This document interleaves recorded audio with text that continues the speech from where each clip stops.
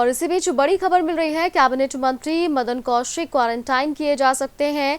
Ration बांटने के दौरान कोरोना पॉजिटिव युवक के संपर्क में आए थे।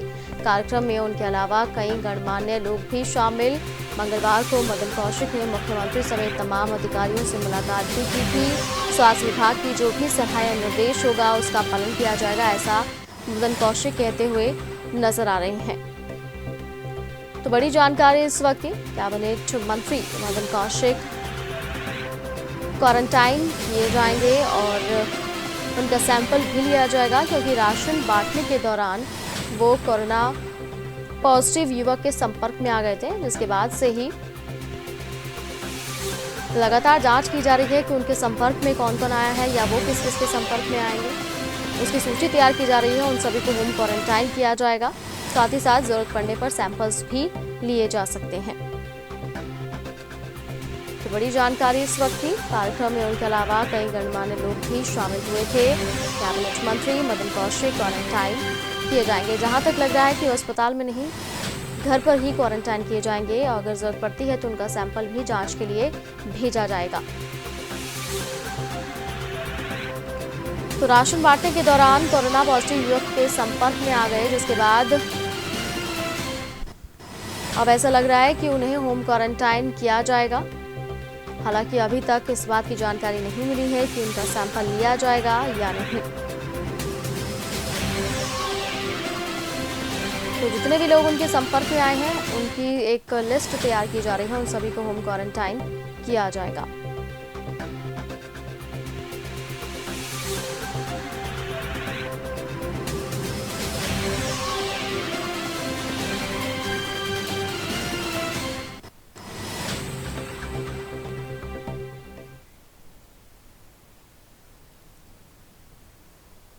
और इसी बीच बड़ी खबर मिल रही है, पौड़ी में 2 कोरोना पॉजिटिव मरीज मिले हैं। 2 गांवों को सील किया गया है।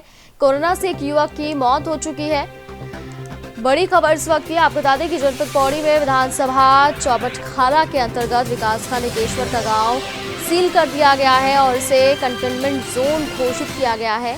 यहाँ पर 2 कोरोना पॉजिटिव मरीज पाए गए हैं, जिसके बाद 2 गाँव को सील कर दिया गया है और जितने भी यहाँ पर ऐसे लोग थे जिनमें लक्षण पाए गए हैं उन सभी को क्वारंटाइन कर दिया गया है। साथ ही साथ जांच की जा रही है। आपको बता दें कि बीते 24 मई को 75 वर्षीय महिला के कोरोना पॉजिटिव आने के बाद ये फैसला लिया गया है। जिलाधिकारी ने अपने आदेश में कहा है कि पौड़ी जनपद के पौबू ब्लॉक के पीपली गांव और एकेश्वर ब्लॉक के सतवाली गांव में कोरोना वायरस के 2 मामले पाए गए हैं। और ज्यादा अपडेट के साथ मेरे सहयोगी भगवान सिंह मेरे साथ फोन लाइन पर जुड़ गए हैं। भगवान सिंह, क्या कुछ अपडेट मिल पा रहा है? 2 गांव को सील कर दिया गया है, क्या मामले यहां पर बढ़ रहे हैं? काजल, मैं आपको बता दूं, ये जनपद पौड़ी गढ़वाल का क्षेत्र है। पहले आपका थैली पाबो ब्लॉक के अंदर एक गांव पिपली गांव था, वहां पे एक वर्कर था जिसकी मौत हो चुकी है। और दूसरा जो ताजा मामला जो आया है कि ये चौबट्टाखाल विधानसभा है और एकेश्वर ब्लॉक है, जो यहाँ पे सतपाली एक गाँव है। सतपाली गाँव से मात्र 1 किलोमीटर दूर वहाँ पे जो सतपाल महाराज है, अमृता रावत उनकी धर्मपत्नी है, उनका भी गांव वहीं पे सटे हुए है। लेकिन जब प्रशासन की भनक लगी यहाँ पे कि एक महिला यहाँ गुड़गांव से यहाँ पे पहुंची है, 75 वर्ष के एक बुजुर्ग, तो कहीं ना कहीं उसमें हलचल प्रशासन पे मच गई है। और सबसे पहले बता दूं आपको, प्राइम न्यूज इसको एक्सक्लूसिव तस्वीर दिखा रहा है कि जो गांव की तस्वीर है, ये प्राइम न्यूज अपने दर्शकों को दिखा रहा है कि किस तरह से गांव के पास इस तरह के, जब अधिकारियों से पूछा गया तो अधिकारी ग्राम सभा के प्रधान तक भी कुछ कहने से इसका उनको क्वारंटाइन के घर के अंदर गांव के अंदर पूरा गांव को सील कर दिया गया है। और कहीं ना कहीं इस पर देखा गया। लेकिन आप देखना ये होगा कि क्षेत्रीय जो प्रतिनिधि जो कैबिनेट मंत्री है सतपाल महाराज है या उनका प्रतिनिधि जो वहाँ के प्रमुख है, क्या उनका इस पर कार्रवाई कर पाते हैं कि किस तरह से वहाँ पे गाँव में जिस तरह से दहशत मच रखा है कि कहीं ना कहीं देखने को ये मिला कि जो लोग वहाँ पे गांव के क्षेत्र में अपनी गाय बच्चे या किस तरह से पालन पोषण करते हैं, तो अपना पेट पालन करते हैं, क्योंकि वहाँ पे महत्वपूर्ण है, क्योंकि सिटी तो है नहीं वहाँ पे काजल, लेकिन ग्रामीण क्षेत्र है। ग्रामीण क्षेत्र भगवान सिंह, अगर पौड़ी की बात करें तो पौड़ी में कितने ऐसे लोग हैं जिनकी कोरोना से मौत हुई है? बिल्कुल, मैं आपको बता दूं, पौड़ी के अंदर अगर ना बताया जाए तो एक अभी व्यक्ति का जो मौत हुई है और कुछ ऐसे भी है जो हम वहाँ पे रह रहे थे और अटैक से उनकी मौत हो चुकी है। अभी आंकड़ा सरकार इसका बिल्कुल बताई, जिला प्रशासन बताएंगे इसकी जानकारी कितने हैं, लेकिन जो एक पुष्टि जो हो चुकी है कि कोरोना पॉजिटिव से एक की मौत हो चुकी है, जो कि पाबो ब्लॉक के पिपली गांव का रहने वाला व्यक्ति था। लेकिन वहाँ पे एक उनको आरोप भी एक लगाया है कि उन्होंने परिवार वालों ने कि प्रशासन की टीम वहाँ पे कहीं ना कहीं लापरवाही को देखने को भगवान मिली। सिंह, अगर शुरुआत की हम बात करें तो जब देश में लॉकडाउन हुआ था पहली बार, तब हम देख रहे थे कि पहाड़ी क्षेत्रों में मामले जो है वो बिल्कुल भी नहीं थे। लेकिन जैसे जैसे कुछ ढील दी जा रही है लॉकडाउन में, वैसे वैसे पहाड़ों में भी मामले लगातार बढ़ते जा रहे हैं। अगर पौड़ी की हम बात करें, पौड़ी भी पहाड़ी इलाका है, यहाँ पर कितनी तेजी से संक्रमण फैल रहा है?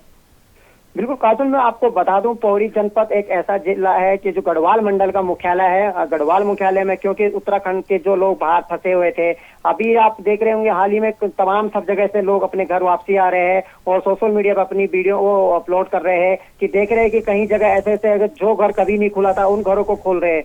क्योंकि कारण ये है कि लोग डरे हुए हैं, लेकिन प्रशासन को इस पे जरूर ध्यान देना चाहिए। जैसे कि इनको होम क्वारंटाइन को रखा जाए तो इनको सिटी के अंदर ऐसी जगह होटल कारोबारी है, जैसे कि टिहरी के जनपद मंगेश घिंडियाल ने किया है कि जो लोग ऋषिकेश में आने जाने हैं उनको होम क्वारंटाइन वहीं रखा जा रहा है, क्योंकि उनको फैसिलिटी दे पाती है। ग्रामीण में नहीं हो पाता, ग्रामीण के लोग नहीं कर पाते इसका पालन, क्योंकि ना वहाँ किसी की डर रहती है ना किसी का वो रहता है।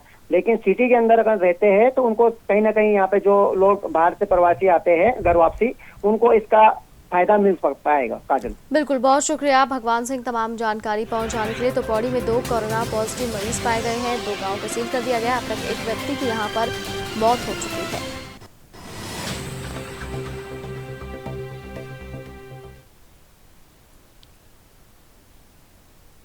एनएसयूआई के मसूरी अध्यक्ष जगपाल गोसाई ने बताया कि एनएसयूआई द्वारा लगातार विद्यालयों में पढ़ रहे छात्र छात्राओं को पदोन्नत करने की मांग की जा रही है। वर्तमान में प्रदेश में लगातार कोरोना संक्रमितों की संख्या बढ़ती जा रही है, जिसके कारण अभी कॉलेजेस का खुलना संभव नहीं है।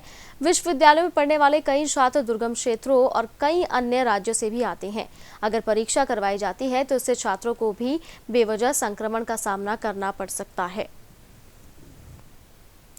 तो मसूरी में एनएसयूआई मसूरी अध्यक्ष का कहना है कि अभी कॉलेजेस का खुलना संभव नहीं होगा। अगर परीक्षा करवाई जाती है तो संक्रमण का खतरा तेजी से बढ़ सकता है। इसी वजह से अभी परीक्षा नहीं करवानी चाहिए, क्योंकि कुछ ऐसे छात्र भी हैं जो काफ़ी दुर्गम इलाकों से आते हैं, कई ऐसे हैं जो दूसरे राज्यों से भी हैं, लेकिन फ़िलहाल लॉकडाउन की वजह से वो दूसरे राज्य में नहीं जा सकते। इसी वजह से अभी जो परीक्षाएं हैं उन्हें टालना चाहिए, उन्हें आगे बढ़ा देना चाहिए।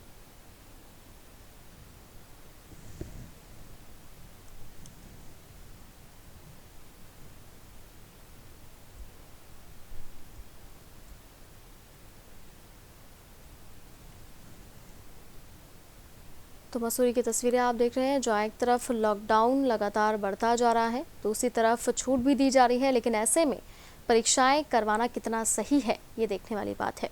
देखिए, एनएसयूआई उत्तराखंड पिछले 1 महीने से जितने भी हमारे शासकीय अशासकीय महाविद्यालय प्रदेश के सभी को प्रमोट करने की बात कर रही है, और जिसको लेकर एचएनबी गढ़वाल बीसी मैम के द्वारा एक नोटिस जारी होता है, जिसमें 2nd सेमेस्टर और 4th सेमेस्टर के छात्रों को प्रमोट करने की बात की जाती है, परंतु 6th सेमेस्टर के छात्रों का ऑनलाइन एग्ज़ाम करवाने की बात एचएनबी प्रशासन कर रही है, जिसका एनएसयूआई पूर्ण रूप से विरोध कर रही है। क्योंकि हमारा प्रदेश एक ऐसा प्रदेश है जहाँ पर पहाड़ी राज्य है, और यहाँ पर कई ऐसे दुर्गम क्षेत्र हैं जहाँ पर कनेक्टिविटी, नेटवर्क की कनेक्टिविटी नहीं है। दिक्कतें किस तरीके से आ रही है छात्रों को इस वाले कैबिनेट? देखिए, अभी सरकार के द्वारा ऑनलाइन क्लासेस भी चलाई जा रही है, जिसमें देखा जा रहा है कि 50% छात्र ही ऑनलाइन क्लासेस अटेंड कर पा रहे हैं। देखिए, और देहरादून से बड़ी खबर मिल रही है, किसानों के मुद्दे पर गरमाई सियासत। कांग्रेस प्रदेश मुख्यालय में धरने पर कांग्रेसी कार्यकर्ता बैठे हैं। कांग्रेस प्रदेश अध्यक्ष प्रीतम सिंह के नेतृत्व में प्रदर्शन किया जा रहा है। राज्य सरकार से की किसानों के ऋण माफी की मांग। बड़ी खबर इस वक्त देहरादून से मिल रही है। कांग्रेस प्रदेश अध्यक्ष प्रीतम सिंह के नेतृत्व में प्रदर्शन चल रहा है। राज्य सरकार से किसानों के ऋण माफी की मांग लगातार की जा रही है। किसानों के मुद्दे पर लगातार सियासत गरमाती हुई नजर आ रही है। उत्तराखंड में कांग्रेस प्रदेश मुख्यालय में धरने पर कांग्रेसी कार्यकर्ता बैठे हुए हैं। कांग्रेस प्रदेश अध्यक्ष प्रीतम सिंह के नेतृत्व में प्रदर्शन किया जा रहा है। राज्य सरकार से किसानों के ऋण माफी की मांग लगातार की जा रही है।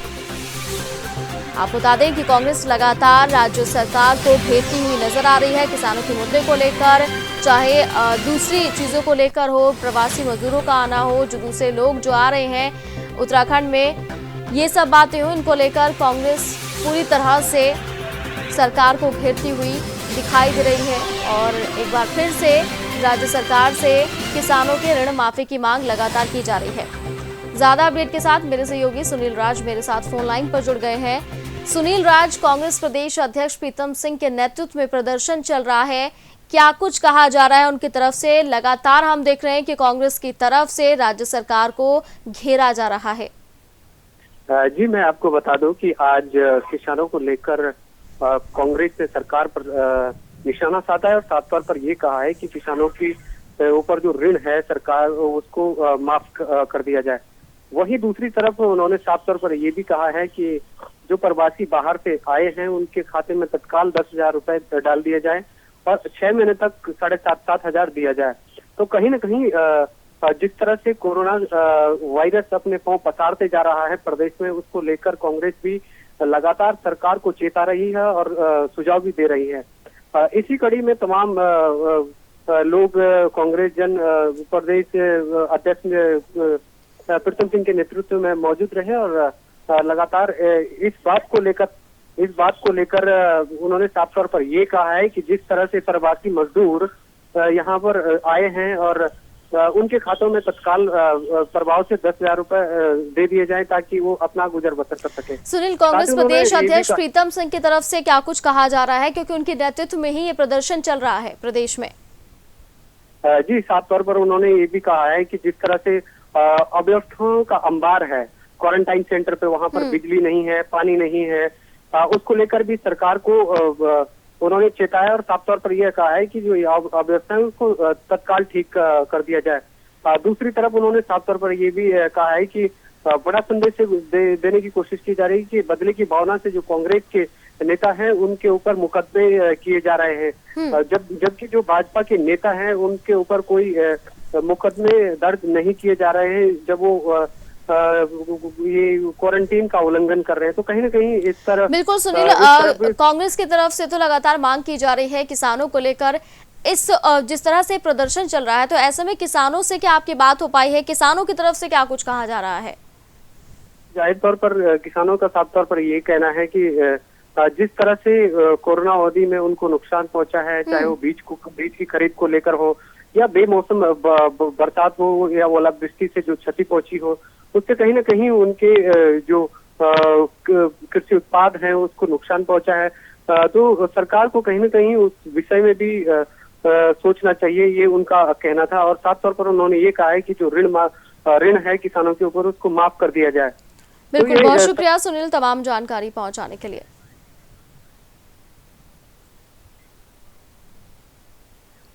राज्य में माध्यमिक विद्यालयों के प्रधानाचार्यों के लिए उत्तराखंड शिक्षा विभाग द्वारा आयोजित 5 दिवसीय ऑनलाइन कोविड-19 शिक्षण जागरूकता प्रशिक्षण के तहत जोशीमठ के राजकीय इंटर कॉलेज सभागार में वीडियो कॉन्फ्रेंसिंग की गई।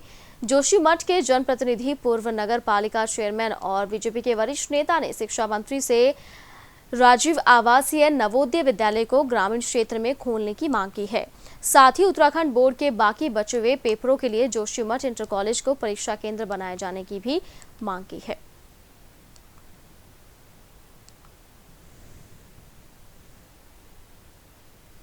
आज के इंटर कॉलेज जोशीमठ की कुल मूलभूत सुविधा के लिए एक समस्याएं थी, और जैसे कि कोरोना महामारी के अंतर्गत अभी तक इस क्षेत्र में कोई भी ऐसा कोई केस नहीं है, और विद्यालय में क्या परीक्षा हो सकती है, तो उस बारे में हमने कहा परीक्षा जरूर हो सकती है, क्योंकि परिसर बहुत बड़ा है। और दूरस्थ क्षेत्र में जिस प्रकार से ऑनलाइन परीक्षा नहीं हो सकती, ऑनलाइन पढ़ाई नहीं हो सकती, तो हमने उसमें ये कहा कि भाई आप इसको स्कूलों में पढ़ा करके सोशल डिस्टेंसिंग की तरह इनको पढ़ाएं और परीक्षा लें। साथ ही राजकेंद्र काले जोशीमठ की जो भूमि है वो हमारे द्वारा जोशीमठ के ग्राम जोशीमठ के गांव वालों ने तत्कालीन प्रधानमंत्री स्वर्गीय इंदिरा गांधी की जी जोशीमठ जब पधारी थी तब राजकेंद्र काले जोशीमठ के इस मैदान में आई थी और ये सारी भूमि लोगों ने दान में दी है। एक और प्रदेश में कोरोना के मामले लगातार बढ़ रहे हैं और कोरोना वॉरियर्स के साथ ही प्रशासन कोरोना से जंग लड़ रहा है, तो वहीं दूसरी ओर प्रवासियों की अजीबोगरीब शिकायतें भी सुनने को मिल रही है। रुद्रप्रयाग में ग्रामीण क्षेत्रों में बने क्वारंटाइन सेंटर से अजीबोगरीब ढंग से भूतों द्वारा डराने की शिकायतें आ रही हैं। जिले के बबाई गांव में स्कूल में क्वारंटाइन किए गए इन प्रवासियों की शिकायत है कि यहां भूत आता है और थालियों को बजाने के साथ ही रात में डरावनी आवाजें और खिड़कियां दरवाजे बजाता है। तो रुद्रप्रयाग की एक खबर, जहां पर क्वारंटाइन सेंटरों में भूत आने की बात यहां जो लोग ठहरे हुए हैं उनकी तरफ से की जा रही है और सवाल ये है कि क्या प्रवासियों को कोरोना से ज़्यादा भूत से डर लग रहा है। क्वारंटाइन किए गए जो लोग हैं यहां पर, उनका कहना है कि रातों में उन्हें अजीबो आवाज़ सुनाई देती है, दरवाजे खटखटाने की आवाज़ सुनाई देती है और वो काफ़ी डरे भी हुए हैं।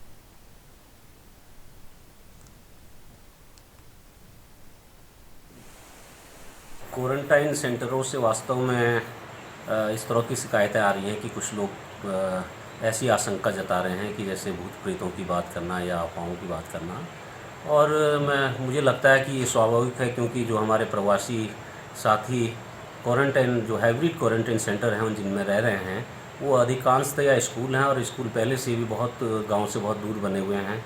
और दूसरी बात यह है कि 2 महीने जो परेशानी इन प्रवासी साथियों ने झेली हैं उससे इनकी मानसिक स्थिति भी इस तरह की हो सकती है कि इनका भय का वातावरण इनके बीच में है और जो स्कूल बने हुए हैं उनकी छतें अधिकांशतः टीन की हैं, तो थोड़ी सी आवाज़ आने पर भी इस तरह की बातें फैल रही हैं। लेकिन मुझे पूरा विश्वास है कि पर्वतीय क्षेत्र के लोग निडर हैं और हमेशा की तरह से इस परेशानी से उभरेंगे और आने वाले अगले हफ्ते तक के इस तरह की किसी भी कोई भी शिकायत हमारे सामने या प्रशासन के सामने नहीं आएगी। उत्तराखंड कांग्रेस के उपाध्यक्ष जोसिंह बिश ने कांग्रेस की राष्ट्रीय महासचिव प्रियंका गांधी और सोशल मीडिया के माध्यम से एक युवक द्वारा किए गए अभद्र टिप्पणी को लेकर टिहरी जनपद के तथ्यू थाने में युवक के खिलाफ एफआईआर दर्ज कराकर दोषी के खिलाफ सख्त कार्रवाई की मांग की है।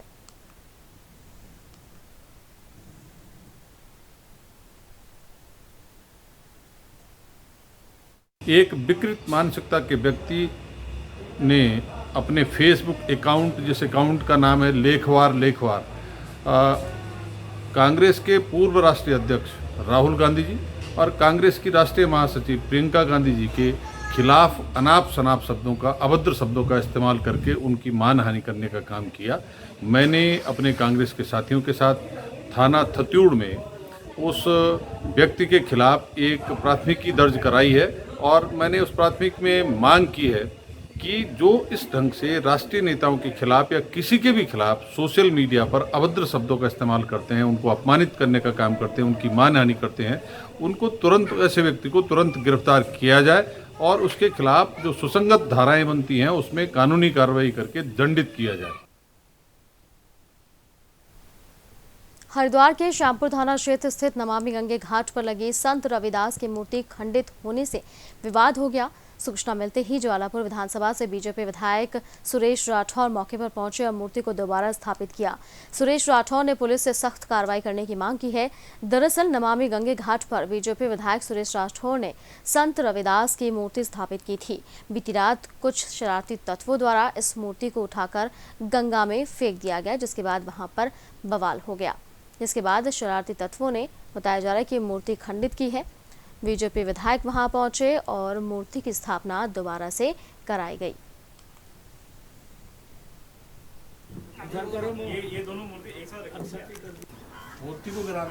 ये 2, 3, 4, 5 तारीख में हमने यहाँ पर श्री गुरु रविदास जी का एक बहुत बड़ा श्री गुरु रविदास ज्ञान गंगा महायज्ञ के द्वारा इस मूर्ति की स्थापना की थी। इसमें देश विदेश के लोग आए थे, बहुत बड़ी कथाओं का आयोजन हुआ था और कुछ शरारती तत्वों ने हमारी श्री गुरु रविदास जी की प्रति जो देश रखते हैं उन्होंने इस मूर्ति को गंगा जी में डाल दिया। देखिए, अभी ये सूचना मिली थी नमामि घाट में मूर्ति थी जिसको बताया गया है कि ये पानी में गिरी हुई थी और हल्की सी खंडित हो रखी है। तो इसमें दिखवाया जा रहा है, इसमें मुकदमा अभी तहरीर मिलते ही इसमें मुकदमा दर्ज किया जाएगा। और इसी के साथ फिलहाल खबरों में इतना ही। बाकी खबरों के लिए आप देखते रहिए प्राइम न्यूज़।